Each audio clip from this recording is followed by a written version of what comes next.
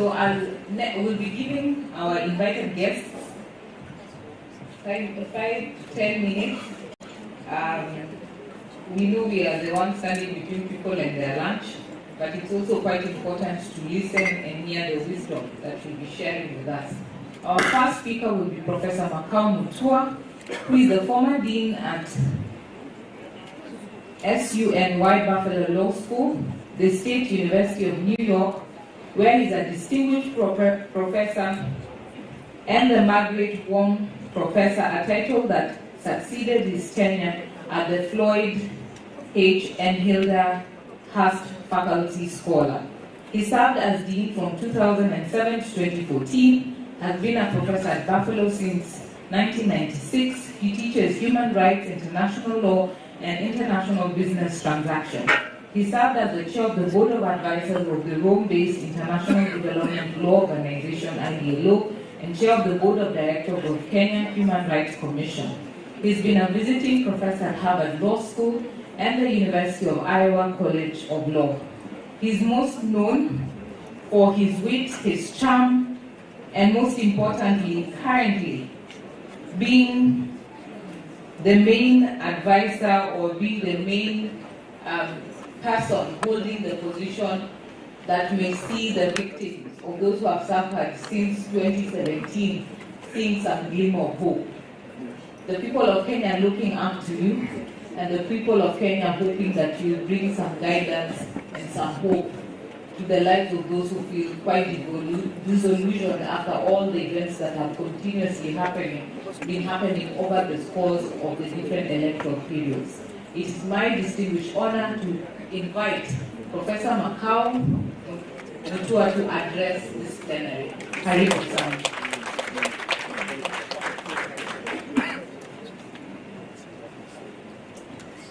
Thank you so much, Faith.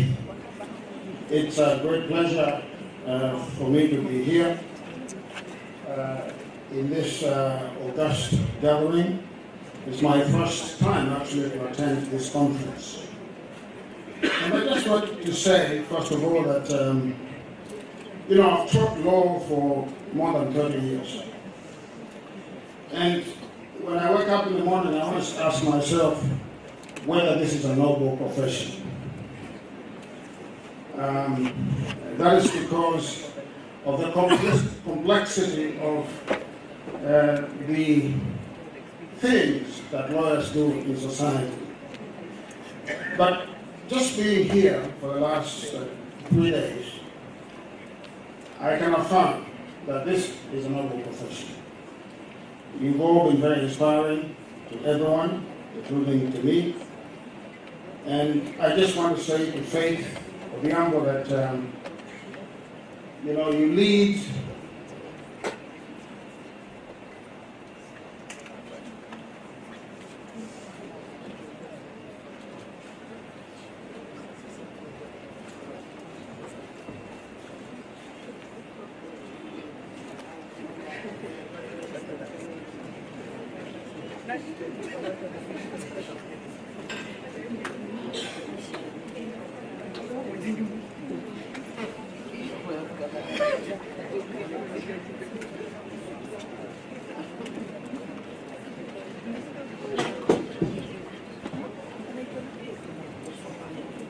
welcome Governor Somak.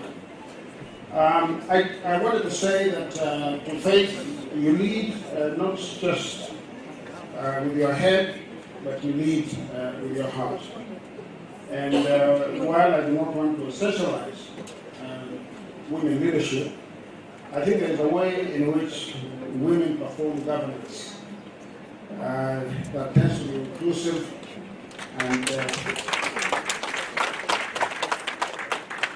and I believe that your tenure will be much missed. I wanted to just take a few minutes today to speak about some simple truths about democracy, about constitutionalism, and about the rule of law. And I just want to say that abstract autonomy, and the other one is formal equality. If you look at the logic, the normative logic of our 2010 Constitution, which is normative logic of really all democratic constitutions, you will see that those two tenets form the basis, the fulcrum, the substance of that document. And if you remove those two tenets, the very idea of democracy itself collapses. And I wanted to talk about two other tenets which are more normative, and that is equal protection and anti-discrimination. Again, if you remove those two normative tenets, the entire edifice of democracy collapses. But I wanted to say that democracy is a very complex governance system, and its performance is even more complex. And I want to say that since 2010, we have been trying in this country to understand how to perform democracy, both as citizens and as the three arms of government.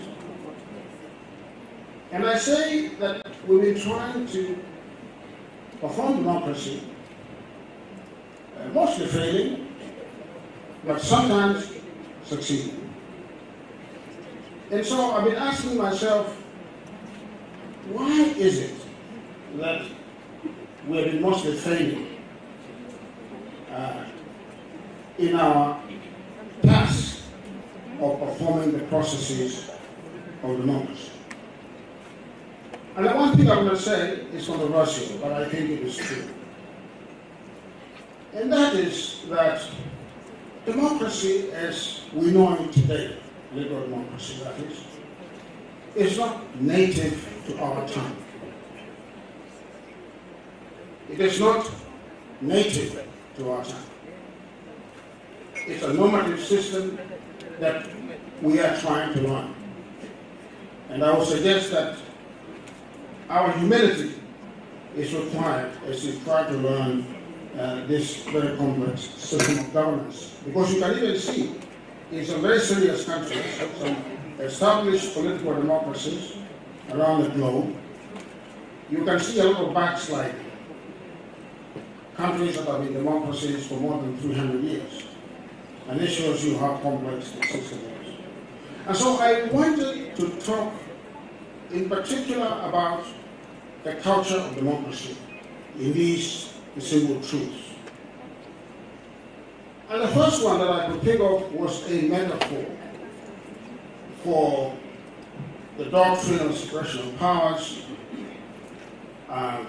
and the doctrine of the checks and balances that are integral, in fact essential, to democracy. And I thought I would use this metaphor of the knee to describe this particular system. The knee is like a tripod. It has the thigh bone, it has a leg bone, and there's a cartilage. The knee functions because of the healthy cartilage that pushes and enables its movement. If you remove the cartilage, the knee collapses and becomes dysfunctional. In the same way, in my view, the doctrine of separation of powers functions because of norms, not because of law. Because of norms, not because of black letter law.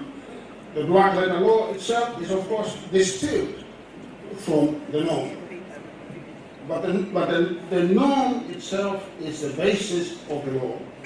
And so therefore, what we should, all of us, be trying to pay attention to, most of all, although we are lawyers, is not really the black letter law, but the norm on which the black letter law is based.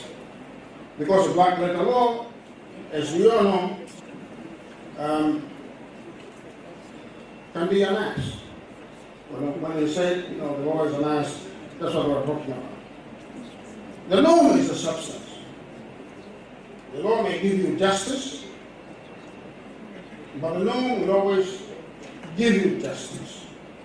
The law may give you justice, but the norm will give you justice. Because justice itself is a norm. And so therefore systems work not because there are laws. That is not why systems work. Systems work because the norms are embedded in the political and social culture of a people and of a nation.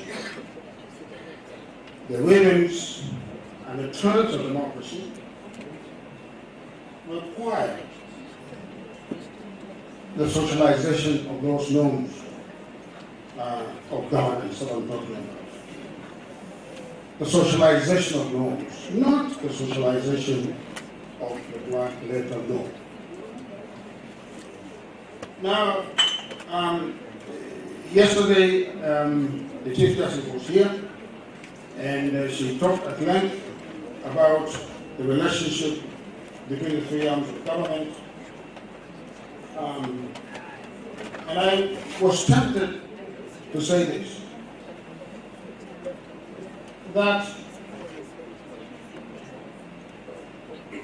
the democratic language of our 2010 Constitution needs to be imbibed by at least three branches of government. In my view, the judiciary is like a cartilage that stands or sits between the executive and the legislature. If the judiciary is to be successful in executing its mandate of being the guardian of fidelity to the rule of law, it means that the judiciary must adhere to an interpretation of the black letter law that recognizes that it is one of the three arms of government and that its success depends upon a respectful working relationship with the two other arms of government. Because, there is a certain belief that the judiciary is not part of the government. The judiciary is part of the government. And so, whereas the executive in the 2010 Constitution is regarded as a first among equals, in my view, the executive must also listen to the predicates and to the wisdom of our judiciary. I want to say that the judiciary itself, in carrying out its mandate, must also understand the political doctrine question. And here, I am not talking about asking the judiciary to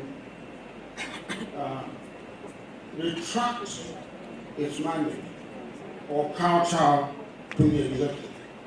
No, I'm simply asking the judiciary to realize that this system works best when there is give and take between the three arms of government. Give and take. If you look, for example, at what is happening in the United States, what you are going to see is a system of government that is democratic, but that is in crisis. And why is that system in crisis? That system is in crisis because you have an administration in power that has forgotten the relationship between the normative edifice of democracy and the black letter law. I think the realization is that not everything can be legislated. And when you legislate, in fact, you are failing in the practice of democracy. So I want to say that for us in Kenya, for our democracy to work, and for us to continue to deepen and strengthen our democracy, we must be very intentional in creating what I have called an elite consensus. An elite consensus that accepts the normative basis of democracy, the normative basis of the concept of the rule of law, the normative concepts of equal protection. I also want to say that elites in our country must always understand that they stand on the sovereignty of the people, and that the state and the government of our country endures because of that trust that the people give it.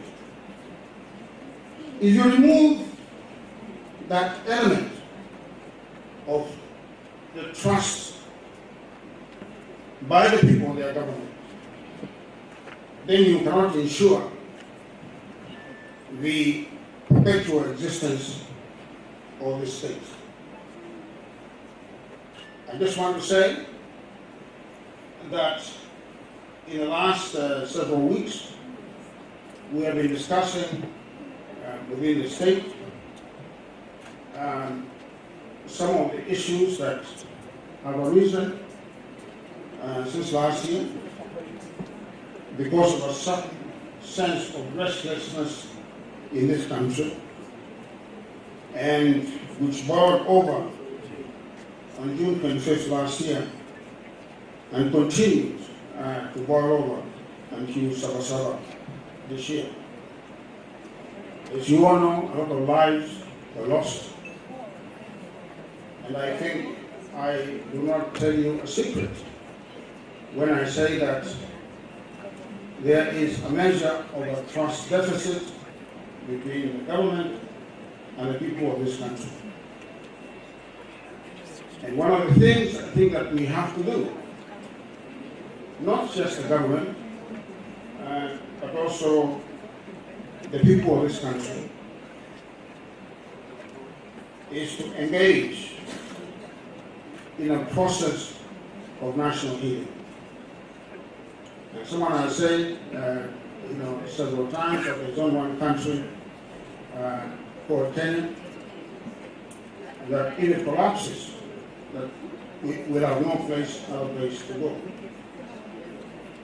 I just want to say that it's a part of that process of national healing. I have taken on the mandate to effect a mechanism for the compensation of victims of riots and protests. And I want to say that this is something that has not happened in our country in a way in which I perceive it and in a way in which I want to perform it, that the Chief Justice, without equivocation, endorsed this effort as one limb of the process of transitional justice. There are other limbs of this process. I've heard some people say that this is not justice, but I just want to say that is not true. Compensation is a part of justice. But there are other steps that we shall be taking to go forward. And I ask all of you to support us, to counsel us, to give us support and assistance as we go through this process. I thank you very much.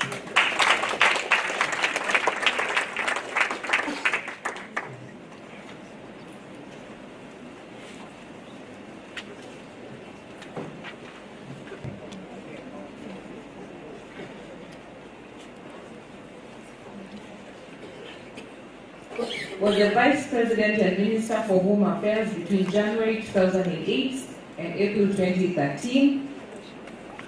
He has received several honors and awards. The Voice Achievers Award, conferred the prestigious rank of Senior Counsel by Rights in 2020, is the African Dignitary Man of the Year feted by We Care for Humanity organization, has an honorary degree in agriculture from Nanjing University, Doctorate of Letters Honoris Causa from the Kenyatta University, Doctorate of Divinity from the Latin University of Theology, and is the Elder of the Golden Heart, the second highest national award in Kenya.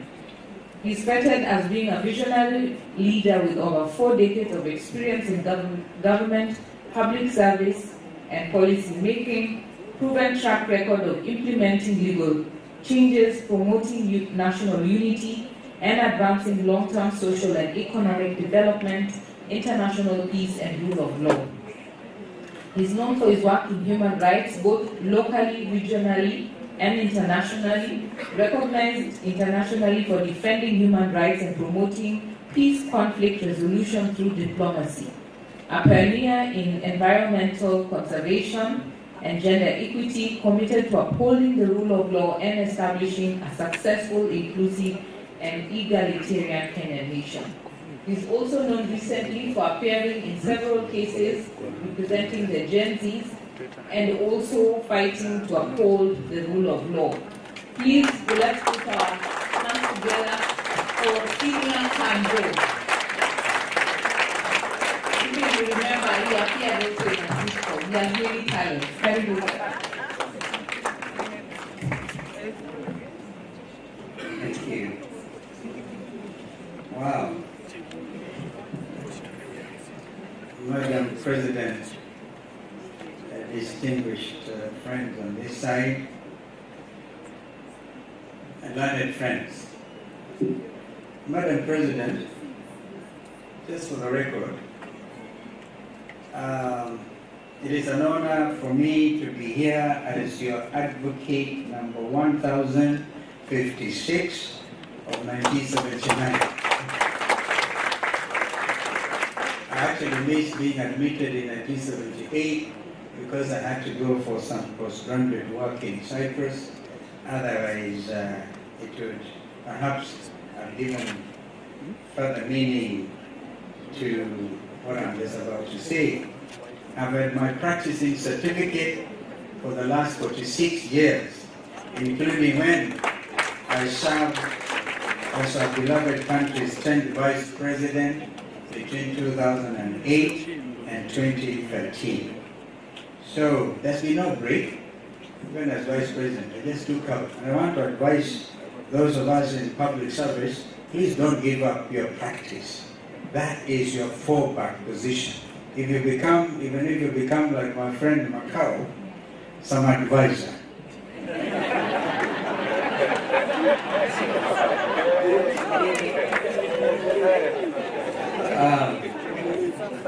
My learned friends, this annual conference's theme, Protecting Constitutionalism and the Rule of Law and Governance, is not just timely. It is, in my opinion, the most consequential discussion of our time.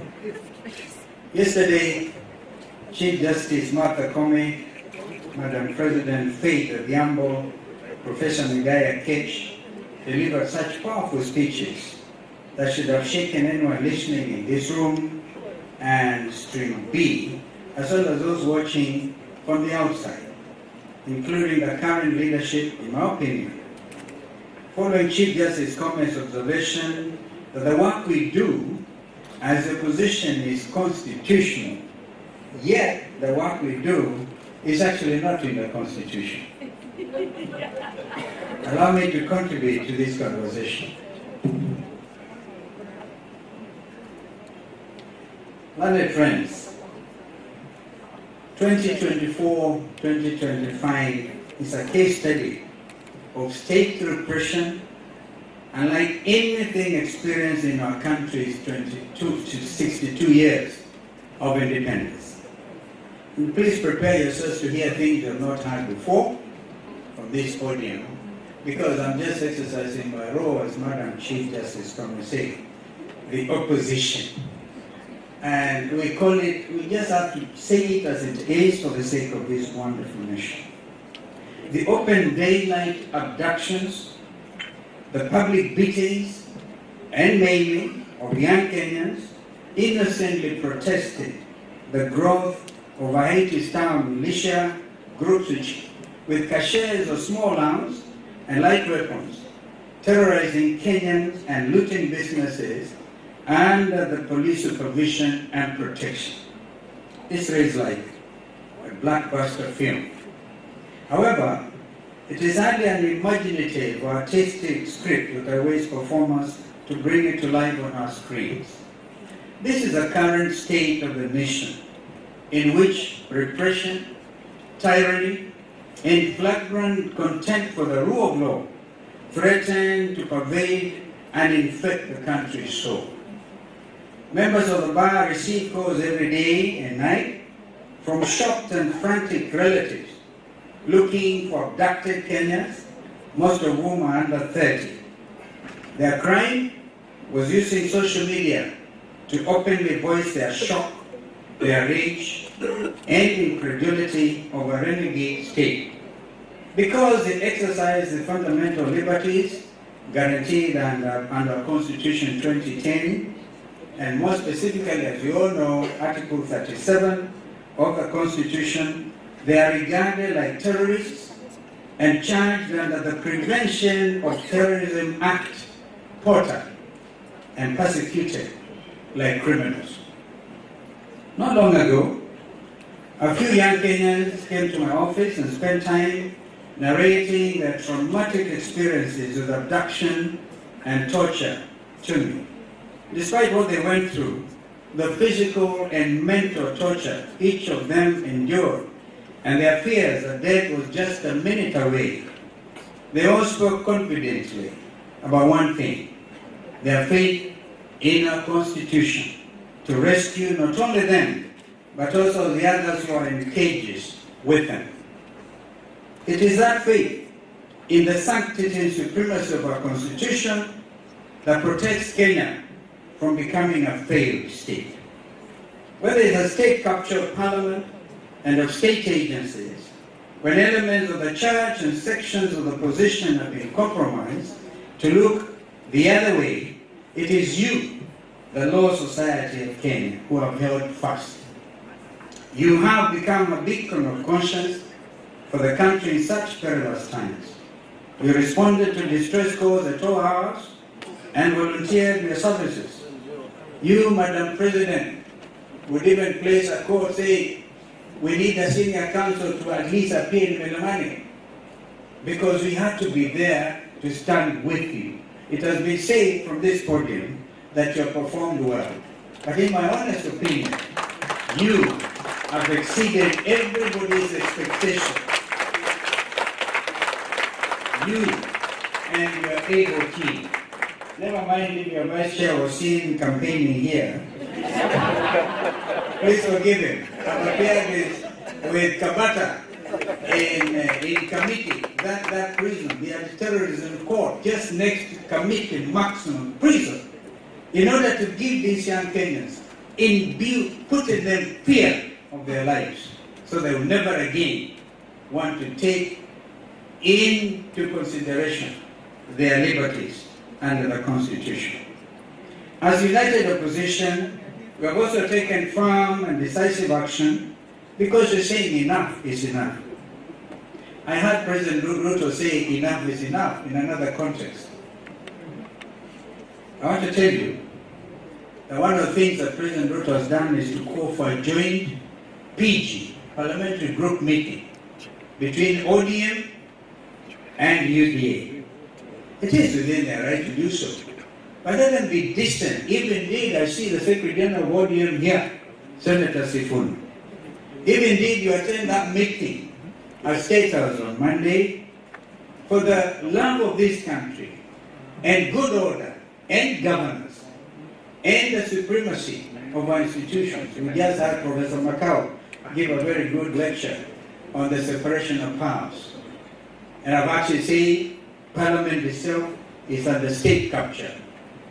Indeed, the fruition of this will happen on Monday, and I want to suggest to Senator Sifuna that if that happens, joint PG of UDA and ODM, the following day in Parliament, Honorable Junet Mohammed, who is supposed to represent me in Parliament as the majority leader, should immediately vacate and move now, so there will be good order, so that they now move and join together, so we know that the opposition, the joint opposition now will have the responsibility to have a new team. We are very able young legislators, like Babu Wino, who was just in here. Because of this regime's, as Chief Justice Comment said correctly yesterday, you cannot criminalize human rights. Defenders, we all know, under Article 20 of the Constitution, since 1920 of the Constitution, we imported, and this is part of our domestic law, those treaties that Kenya has been signatory to, and all those human rights treaties. Therefore, you cannot run away and pretend you're an island, when indeed, under Constitution 20 yourself, and you have sworn to uphold the Constitution as by law established. Therefore, these international treaties on human rights are part of our domestic law. We are then bound by the same. Because of this regime's inability to defend and protect rights and constitutional values, and guided by our Constitution, particularly Article 1, we established the People's Restorative Justice Commission on June 25th. Professor Macau, please hear me, my brother. We did that. This people-led initiative, chaired by Speaker Emeritus Jamie Muturi and Commissioners Dan Manzo, Fred Ogola, Asha Bashir, and Nerima Wako, has been working around the clock to restore dignity, rebuild lives, families, communities, and society, and hold perpetrators accountable for crimes against humanity. The opposition's initiative, that is already getting international recognition, is starkly different from the recently announced task force by President Ruto and Raila Odinga. The question we and majority of Kenyans are asking is, how can the perpetrators who gave the shoot to kill and the shoot in the leg decree be the judges in their own already admitted crimes? By compensating, and yeah, Professor Macau, compensate, yes, we are with you on that, because it's important. But you cannot compensate the life of a Kenyan. One Kenyan life lost is one too many, and we cannot accept. Going forward, all Kenyans arrested and detained during the Maandamano protests and Sabasaba Day demonstrations must be released immediately. But ODPP have been here, I've just shared that with you. The Director of Public Prosecution, so happy you're here to hear me say this.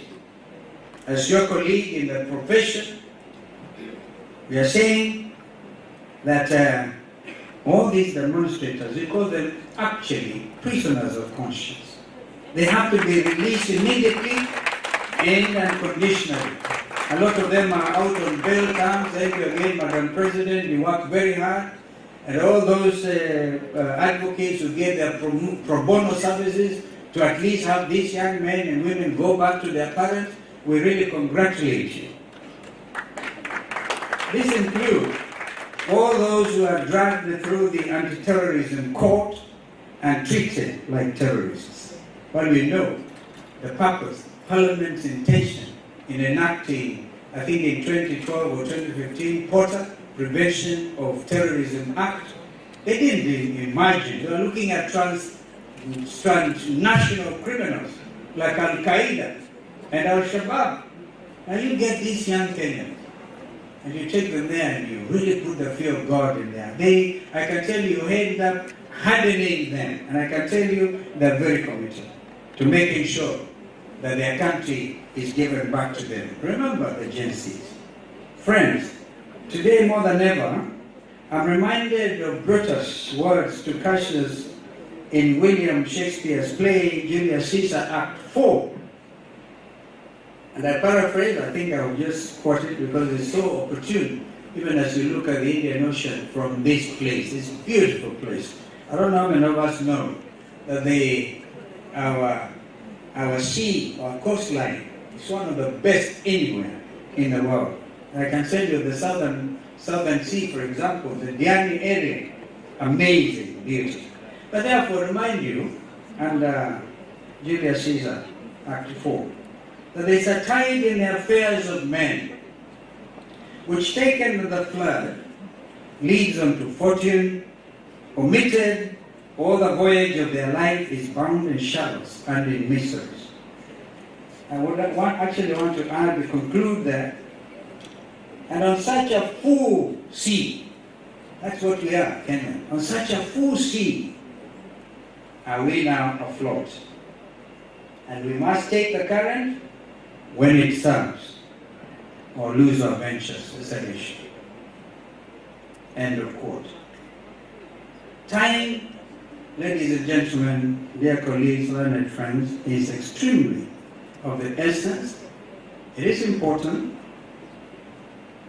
and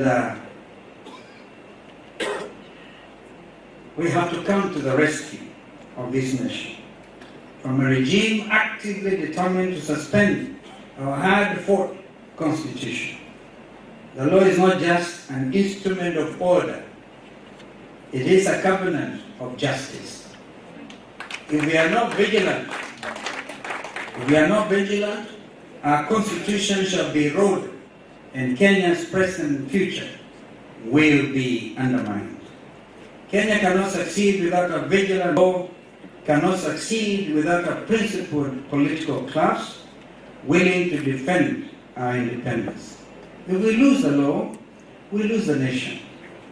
This is a challenge of the most consequential discussion of our time. Therefore, our presence in Diani, this particular time, Professor Makao has just said it's the first time he ever attended. He's a wonderful friend of mine, and I'm giving him the chance. Sometimes you got just to stand up. When you look to talk of elite consensus, what you are telling Kenyans to do is, it is time to eat together. It is time to plan our resources. Listening to Dr. Adesina today, one of the most distinguished African, not just academicians, but a person who has taken into this continent at heart. I know that his term comes to an end on 1st of September, and the task of the next president of ADP will go to Mauritania.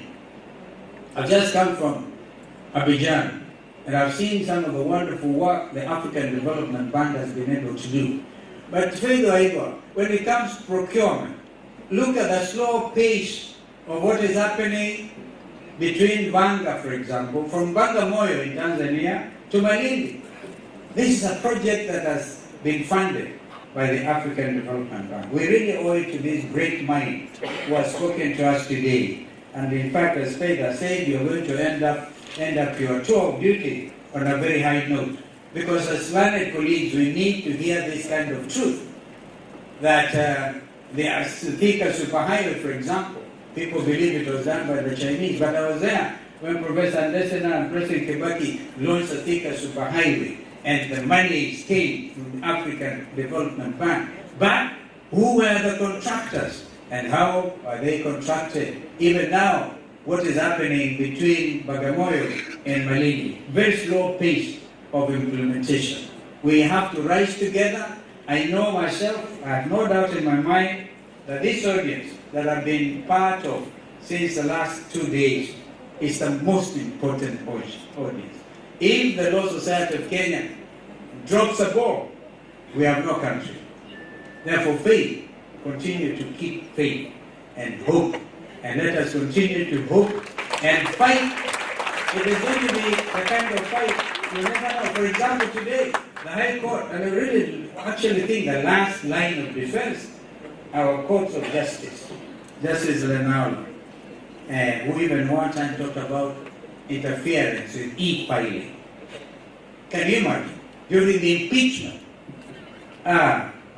My final remark, when President Ruto says that members of parliament have been asking for bribes from other arms of government, that is the consequence you suffer as a colleague. If you get compromised, you get to a place where you are now misused. Who is it to pay in excess of 10 million shillings per MP, per senator, to impeach Deputy President Gachagua? Was that corruption or was it not corruption? That is the truth. So when you have the perpetrators talking as if they are speaking for the Holy Land, then you wonder. You wonder. We continue to call them out and we tell them this is not the time to fear anybody. I'm telling you, if you take a breath, as Law Society of Kenya, we have no country. But if we stand together, the 1,700 who registered to be here, they might end up talking one time more than other people. I thank you. I thank you so much.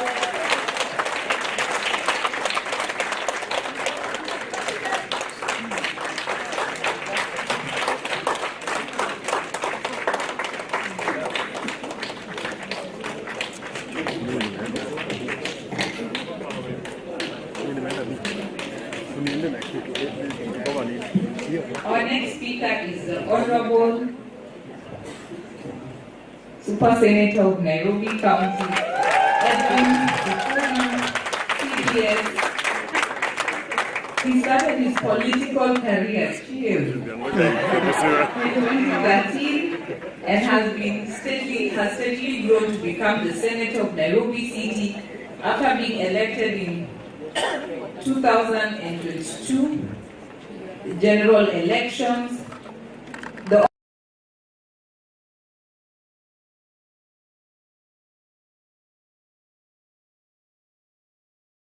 committee, he has already sponsored several bills in Parliament, namely the Basic Education Amendment Bill of 2024, co-sponsored with Honorable Anthony Oluoch of Madari constituency, the Sports Amendment Bill 2023, the Energy Amendment Bill 2023, giving significant contributions to important national and local legislation and policies. The Honorable Sifuna is a career lawyer, a credible public servant with a track record of inspiring change through his legislation, representation, and oversight.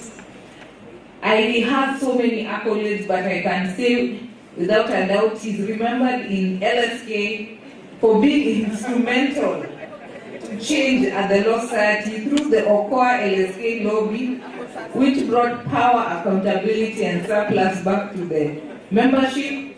He's been an avid supporter of the Law Society of Kenya.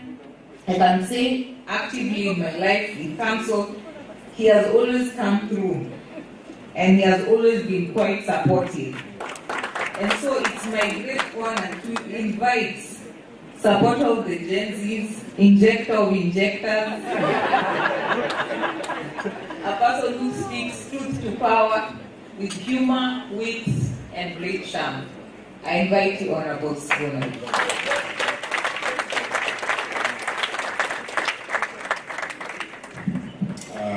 Thank you, Your Excellency, Madam President of the Law Society of Kenya. All protocols observed. I know it's lunch hour, but I'll be very brief. My name is Edwin Sifuna. I am the Senator of Nairobi, the Deputy Whip of the minority, still Honorable Kalonzo. And many of you know me as the SG of ODM. Now, I had a choice. I had a choice to attend that jamboree in Homa Bay or to join you here in Diani to discuss protecting constitutionalism, rule of law, and to demand accountability from those in power. I want to say here that I am a proud member of the Law Society of Kenya. As you've been told, my first time being elected was as a member of the Council of the Law Society of Kenya. Those of you who want to join politics, you will always hear people throw snide remarks and saying, this one cannot even be elected as a chair of a cattle league. So, your first time is very important to demonstrate to people that you can actually be elected to anything. And that is the reason why I am always happy to join you. And as the Honorable Kalonzo was saying again, you need to maintain some nexus between yourself and your profession, because you never know. The way some of the young people are talking in 2027, all of us might find ourselves back home, and we would have to find something else to do. I want to commend the leadership of the Law Society of Kenya, led by Madam Faith. You have stood in the gap for the people of Kenya. You have stood in the gap for those of us who may have failed the people of Kenya by applicating some of the roles that were expected for us to execute. So, for standing for the rule of law, the Constitution, all of those things, and for defending the rights of Kenyans, we salute you, not just as the President, but the entire society led by our Council. Now, yesterday I came in and there was a conversation here that was going on. I found the Attorney General addressing this gathering, and she suggested that what leaders need more is prayer.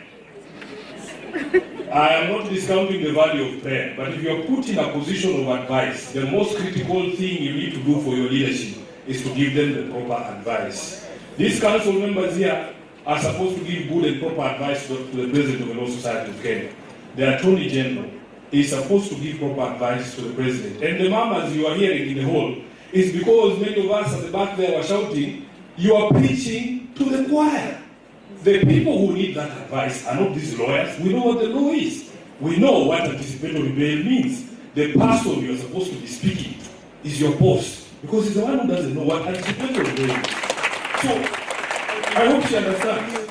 She understands the concern that we have as a people, as lawyers, with everything that has been done by this administration to claw back on the freedoms and gains of the people. She spoke about anticipatory bail. She even tried to suggest, I don't know which era her mind slipped to, that there were some, offenses that were not bailable. That is something we left back many years ago.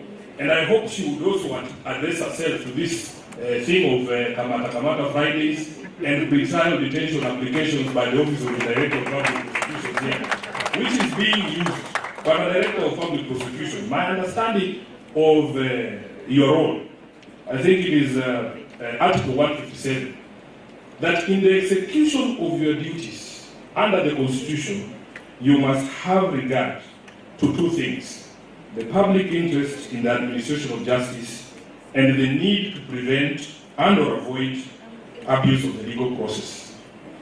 Now, when you sit in your office approving these charge sheets that are being manufactured in the police stations, do you ever lend your mind to your responsibility to us as the people who are being charged with some of these offenses that the Honorable Kalonzo has spoken about? The Office of the Director of Public Prosecutions, and I will say this without blinking, is a weak link in the fight against abuse of power in this country.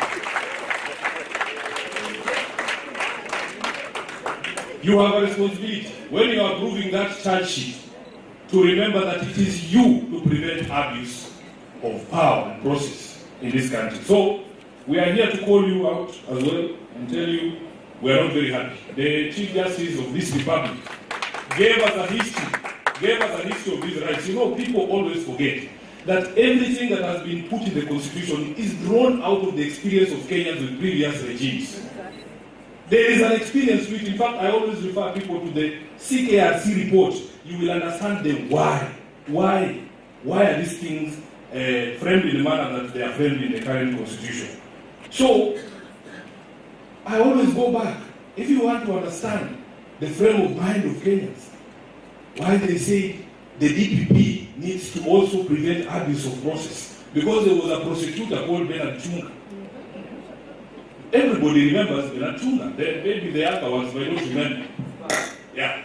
So, there is a historical context to some of these things. And the CJ took us through that history. And she spoke about corruption as well. And she asked, who is this that is bringing corruption to the judiciary? We in Parliament have also been accused that we are rent seekers, that we go to ask people for money. I want the president to tell this country, who are these people who go and ask his cabinet secretaries for money?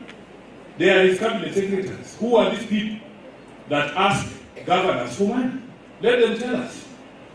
Let them tell us. To make blanket accusations, and I want to say this. You see, personally like Sifuna, personally as Sifuna, I had taken a public position on Gachagua way prior to the impeachment. Are you telling me you paid me to do something I already wanted to do? Had I not gone on record objecting to some of the things that were coming from the pulpit of the deputy president? I had said it. Was I going to demand that you pay me to impeach Gachagua? So, Honorable Kalonzo, some of these things that people say, they are besmirching the entire house. If somebody has come to ask you for money, say Sifuna asked me for money. There's a cabinet secretary who claims when they come to the Senate that somehow we ask them for money to be nice to them. I am a member of the Public Accounts Committee. Our proceedings are live. Those of you who have watched those proceedings, do you see a nice Sifuna? Is that what they pay me to do? Anyway, it's a difficult conversation, but we need to all agree that some of the people who are pointing fingers are the worst possible auctioneers in this country. In fact, their names are synonymous with corruption. If you ask a small child in this country what they know about that person, they tell you that is a thief. And then they are the ones standing and telling us, oh, Parliament is corrupt. All of those committees in Parliament, except two, all of those committees in Parliament are headed by members of his party, the President's party. All of them. Agriculture, lands, whatever it is. So, he should have a PG with his team first of all, before he calls all the members to go for PGs, join PGs. You know, you'll allow me to just speak because when Faith asked me to come to this conference, I asked her what would be my expectation as a guest here. I can see other people came prepared with speeches. The president told me, Sifuna just speak from the heart. And I asked her, are you sure? Are you sure that you want me to speak from the heart? But she has allowed me to do that. I just want to make some concluding remarks about some of the things that have been said today. First of all, Dr. Okello, I admire his courage. And I can assure you, Dr. Okello, that you will see a few Subarus. Because these are people who have very thin skin. Very thin skin. These are not guys who you will see. Dr. Okello works in the legal office at the Senate. You will see a disciplinary next week. Because the people we work around, they have such thin skin, they cannot take criticism. But today, I want to applaud his courage because he has spoken about a broken system and the broken promises.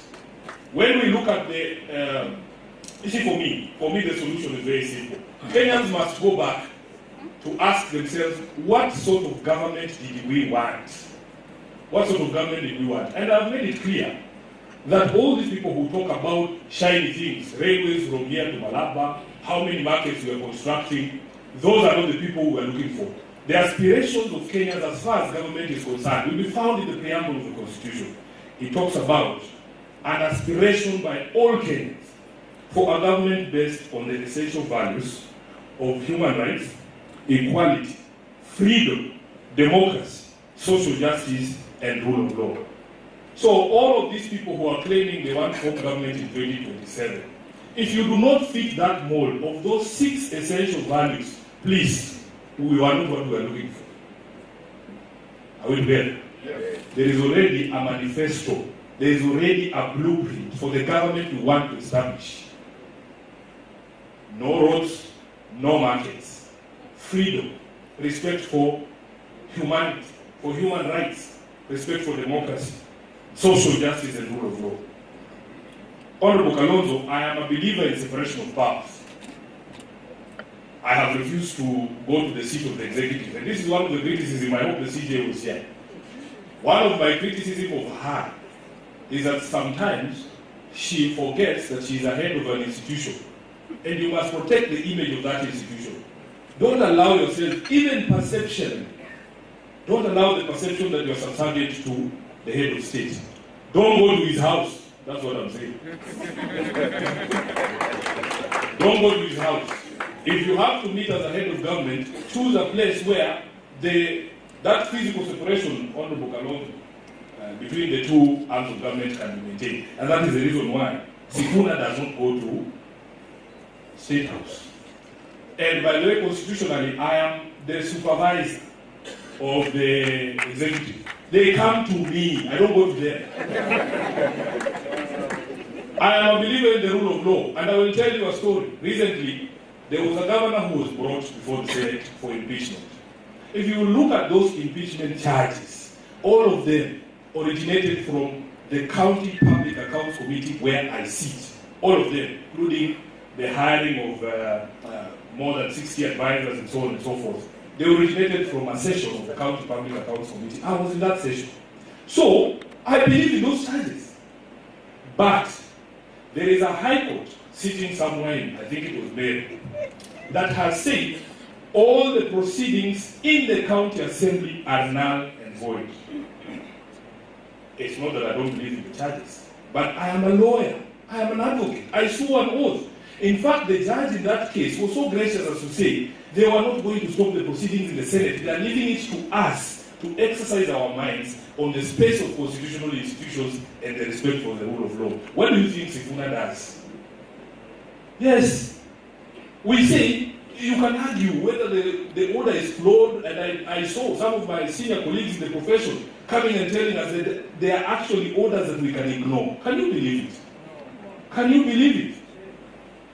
So, despite my feelings about the charges and the guy generally, I have a responsibility, because some of us take oaths very seriously. We took an oath to defend this constitution. And I agree with those of you who are saying we need to go back and reclaim our country. Now, let me conclude. First of all, Justice Diani-Kwale, I think, has painted the true picture of this country, who we are. I have had some political leaders claim that, we are in Africa, and that in Africa it is very difficult to remove a sitting president who is looking for his second term. He forgets there are people like Diani-Kwale who made history by annulling a presidential election. Kenya is not like the rest of Africa. We are not the rest of Africa where these things happen. You understand? So, don't tell us about Uganda. Sure. Are we Uganda, man? Are you saying that? With all due respect to my friends from Uganda, we are not Uganda. So, Justice Diani-Kwale and your team, for that courage to demonstrate that Kenya can be different. Kenya can be different. We don't have to be like the other African countries.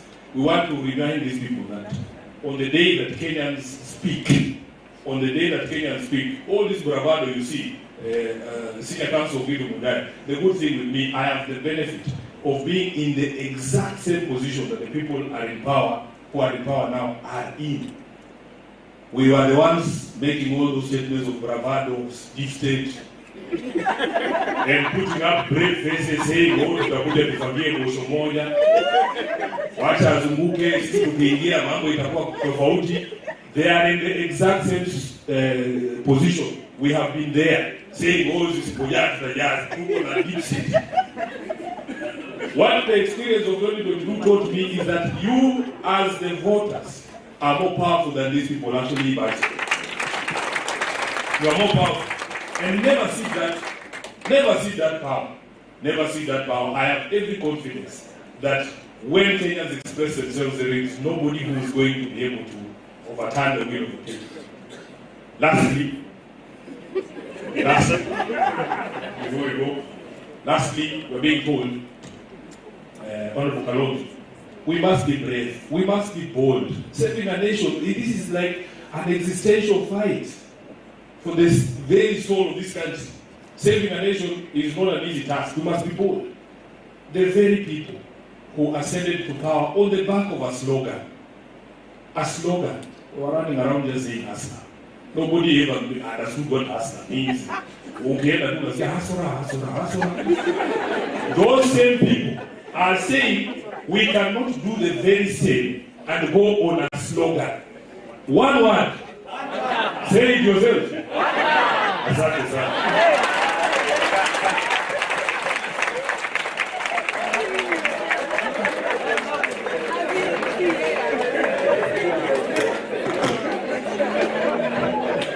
Honorable Senator of Nairobi, you must withdraw.